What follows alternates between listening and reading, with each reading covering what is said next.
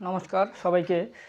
তো আপনি যদি একজন সনাতনী হয়ে থাকেন তো আপনার এটা জানা জরুরি যে সনাতন শব্দের অর্থ কী। কথা হলো যে সনাতন শব্দের অর্থ হলো চিরন্তর, চিরস্থায়ী, নিত্য। চিরন্তর,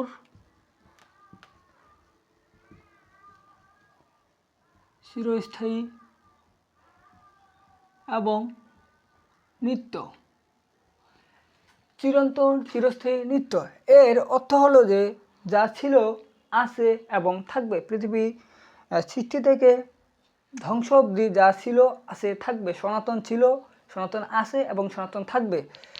তো চিরন্তন, চিরস্থায়ী, নিত্য এর অর্থ হলো বাংলা অর্থ হলো যা ছিল, আছে এবং থাকবে। তবে বর্তমান পরিপ্রেক্ষিতে এই চিরন্তন, চিরস্থায়ী, নিত্য হয়তোবা আমাদের মনে একটু খটকা লাগে যে সনাতন শব্দের অর্থ হলো চিরন্তন, চিরস্থায়ী, নিত্য। আসলে কি তা হয়? যা ছিল, আগে ছিল, বর্তমান যেটুকু আছে এবং ভবিষ্যতেও কি সেটুকু থাকবে? আমাদের অস্তিত্ব কি রক্ষা হবে? এবং এই সনাতন কি এই ভারতবর্ষে থাকবে, না ভারতবর্ষ থেকে বিলুপ্ত হবে? এবং ভারতবর্ষ থেকে বিলুপ্ত হলে সনাতন আর কোনো জায়গায় থাকবে না। তো বর্তমান পরিপ্রেক্ষিতে আমরা অনেক কিছু হারিয়েছি। সনাতন থেকে আমরা অনেক কিছু হারিয়েছি। আমাদের ঐতিহ্য, আমাদের কালচার, আমাদের জন্মভূমি, আমাদের মাতৃভূমি, বলতে গেলে সব কিছু আমরা হারিয়েছি।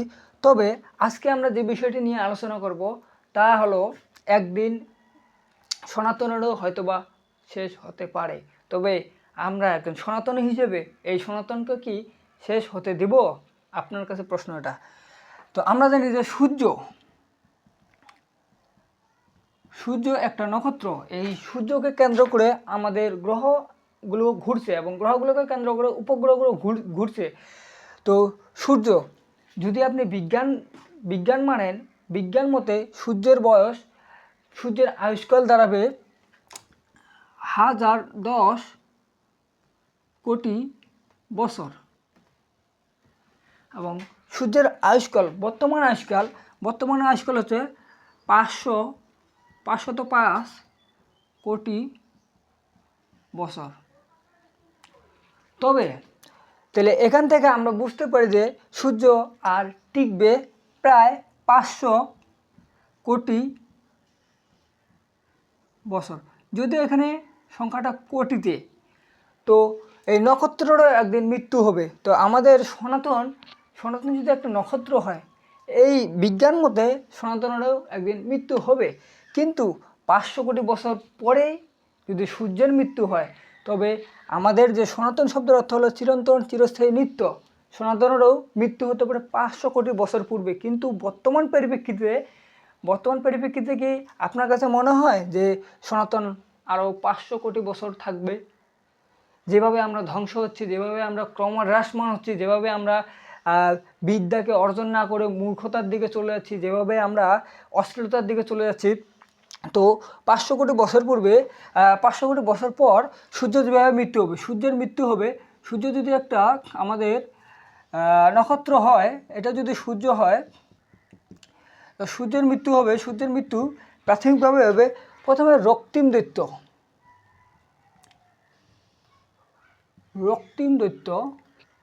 বা এটা হচ্ছে রক্তিম দৈত্যটা শ্বেত বামনের পর হচ্ছে আমাদের কালো বামন।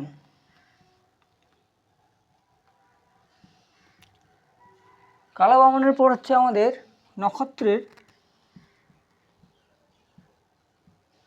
মৃত্যু। তো রক্তিম দৈত্য রক্তিম মানে লাল, দৈত্য মানে হচ্ছে দানব, বিশাল। সূর্য প্রথমে লাল রং ধারণ করে বিশাল আকারে পরিণত হবে। যতটুকু আছে তার থেকে প্রায় 1000 গুণ বাড়বে। রক্তিম দৈত্যের পর শ্বেত বামন মানে সাদা, তারপর তো আস্তে আস্তে সাদাতে রূপান্তরিত হবে। সাদা থেকে সে তার শক্তি হারিয়ে সে কালো বামনে পরিণত হবে, কালো হয়ে যাবে এবং কালো থেকে তার মৃত্যু হবে, তার সে বলা যায় যে বাষ্ট হয়ে যাবে। তো এভাবে আমাদের সূর্যের মৃত্যু হবে। তো এখন কথা হচ্ছে যে সূর্যের মৃত্যু আরও আছে, সূর্যের আয়ুষ্কাল আরও আছে 500 কোটি বছর। আমাদের সনাতন শব্দের অর্থ হলো চিরন্তন, চিরস্থায়ী, নিত্য, অর্থাৎ যা ছিল আছে থাকবে। এই এই সূর্যের সাপেক্ষে সনাতনেরকে যদি তুলনা করতে যাই, তো সনাতন আরও 500 কোটি বছর টিকবে। কিন্তু আমরা যদি বিজ্ঞানকে মানি আর কি, তাহলে আমাদের সনাতন 500 কোটি বছর টিকবে। 500 কোটি বছর, জাস্ট 500 না, 500 কোটি বছর। তো বর্তমান পরিপ্রেক্ষিতে তো আমাদের মনে হয় না যে এই সনাতন 500 কোটি বছর টিকবে। এ থেকে আমরা বলা যায় যে এক্ষেত্রে আমাদের কি করা উচিত। এক্ষেত্রে আমাদের সবাইকে অস্তিত্ব রক্ষার জন্য সামনে এগিয়ে যেতে হবে, অস্তিত্ব এবং ধর্ম রক্ষার জন্য।